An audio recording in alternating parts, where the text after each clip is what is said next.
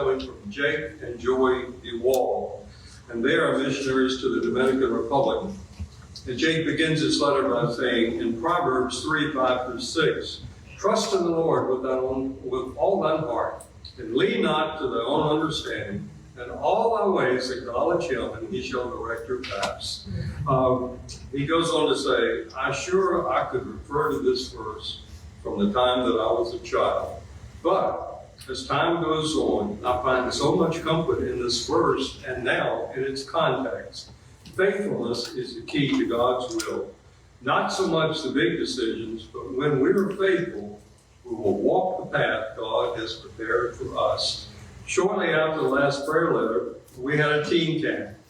This was largely orchestrated by the La Vega branch of our team, though many of the churches had a role in this ministry. It was a major overhaul to our camp ministry. There were around 7 churches represented, and we rented a very nice camp facility in the mountain town of Jabarca. We had a Dominion keynote speaker, as well as a small group devotional, lots of fun and activities. At the end of the week, each church reached out to say that they are absolutely ready to sign up for next year. We have really appreciated the teams that have helped us over the years with our summer camps. But this marks a step in the direction of nationalizing our ministry.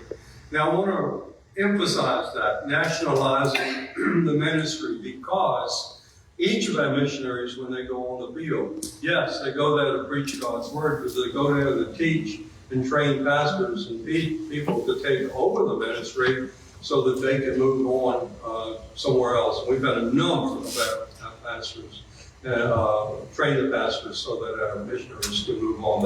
That's something that they do. And a major aim for the ministry.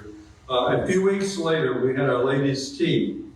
The number of attendees were close to that of last year, but our ladies focused on people who had not previously attended our church.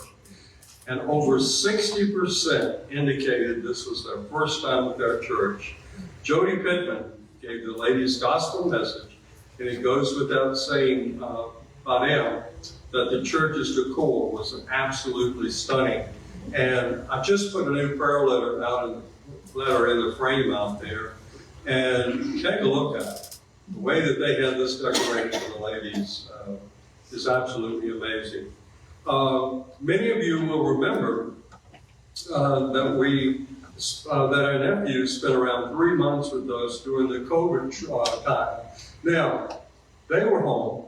They had the kids come over, and the kids were planning on coming and just staying for maybe 2 or 3 weeks. That was the time at which the restrictions on air travel took place. So the 2 weeks or 3 weeks that the kids had planned to stay ended up being 3 months before the kids could get home, back home. But in any case, they came back with us because they came home on furlough to celebrate their mom and dad's 50th wedding anniversary, and the kids came back with them. And it says they came back from the States, and they'll spend about a month. They've been helping with some house projects and learning a little Spanish from the kids that we ministered to. We're looking forward to our junior camp in a few weeks, and then toward the end of August, we'll be kicking off another club camp ministry. Now, here's something he's asked to pray about.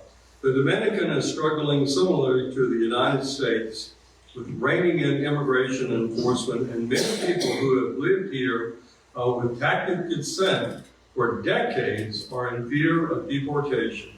We ask that you would pray for wisdom for our leaders in the nation, as well as our church families, as we deal with this fear, the laws, the finances, and some of our people are even afraid to go to work, and some industries are at a standstill.